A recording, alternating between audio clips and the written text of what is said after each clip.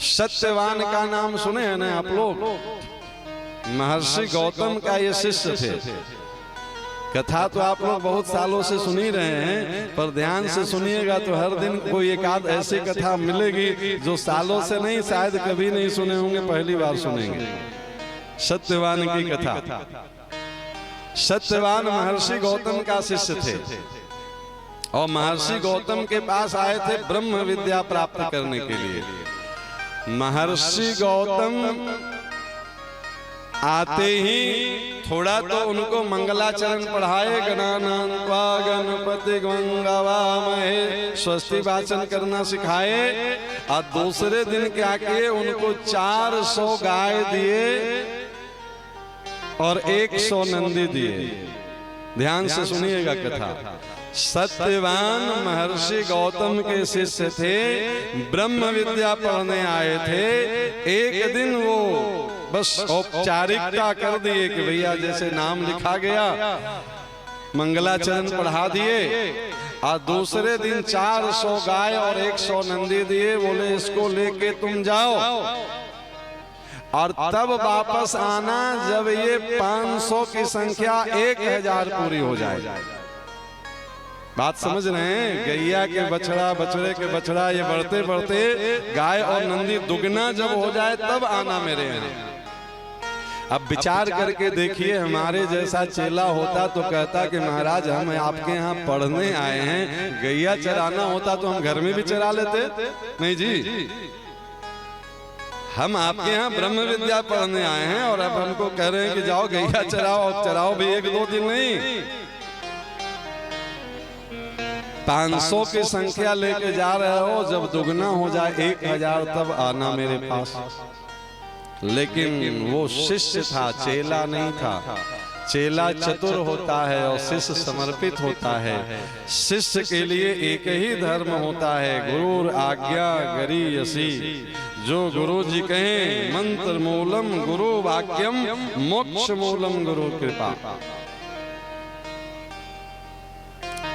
गुरु की आज्ञा अवश्य माननी चाहिए। माता पिता गुरु प्रभु की वाणी, बिना ही विचार किए सो जाने। वो 500 की संख्या में गोवंश लेकर के सत्यवान गए और गुरु की आज्ञा भगवान की आज्ञा मान करके पालन कर रहे थे। क्यों? गुरु साक्षात पर ब्रह्म, तस्मै श्री गुरुवे नमः। तो मेरे भगवान का आज्ञा है। और वो गिनती नहीं करते थे कि संख्या कितनी हो रही है, वो बस सेवा में लगे थे। वर्षों बीत गए। एक दिन नंदी महाराज दहकते हुए आए और मनुष्य के आवाज में बोले, ओ सत्यवान, गोवंश की संख्या 1000 हो गई है, तुम हमें महर्षि गौतम के पास पहुंचाओ और उससे पहले तुम आचमन प्राणायाम करके बैठो। हम तुम्हें ब्रह्म विद्या का प्रथम चरण का उपदेश करते हैं। हो महाराज, ब्रह्म विद्या का प्रथम चरण का उपदेश नंदी महाराज कर गए। जंगल में 1000 की संख्या पूरी हो गई। अब इसको लेकर के गुरु जी के पास चलना है। लेकर के महर्षि गौतम की आश्रम की ओर चले। रास्ते में रात्रि भई, सुबह समिधा दान करने के लिए बैठे। तो ब्रह्मचारी का नियम है रोज समिधा दान करना है। सामग्री न भी जुटे तो एक आध गैया के कंडा भी समिधा के रूप में अग्नि में डाल दिया जाए तो उनका समिधा दान मान लिया जाता है। समिधा दान करने लगे तो अग्निदेव स्वयं प्रकट हो गए। बोले, ब्रह्मचारी, तुम्हारी गौ सेवा से हम इतने प्रसन्न हैं, हम ब्रह्म विद्या के दूसरे चरण का तुमको उपदेश करते हैं। दूसरे चरण का उपदेश अग्निदेव कर दिए। थोड़ा आगे बढ़े, भगवान साक्षात आए ब्राह्मण के रूप में। बोले, तुम्हारी गुरु सेवा और गौ सेवा से हम इतने प्रसन्न हैं, ब्रह्म विद्या का तीसरे चरण का उपदेश हम स्वयं करते हैं।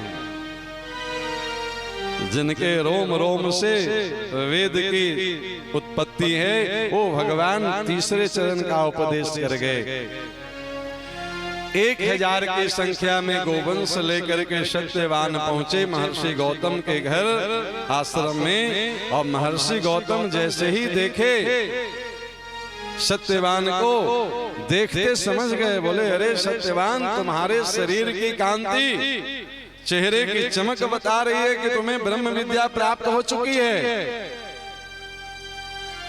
कोई अहंकार नहीं, हाथ जोड़ करके सत्यवान बोले गुरुदेव आपके कृपा से गो सेवा करते करते ब्रह्म विद्या का 3 चरण प्राप्त हो गया है, पर ये पूर्ण तो आपके कृपा से, आपके आशीर्वाद से होगा।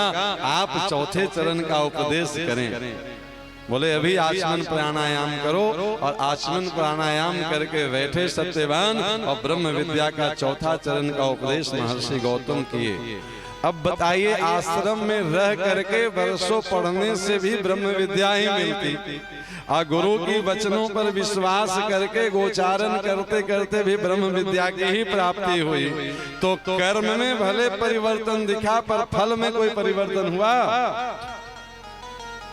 उद्देश्य अगर गुरु साक्षात पर ब्रह्म मान करके गुरु आज्ञा करी असी, गुरु आज्ञा अवश्य करनीयम,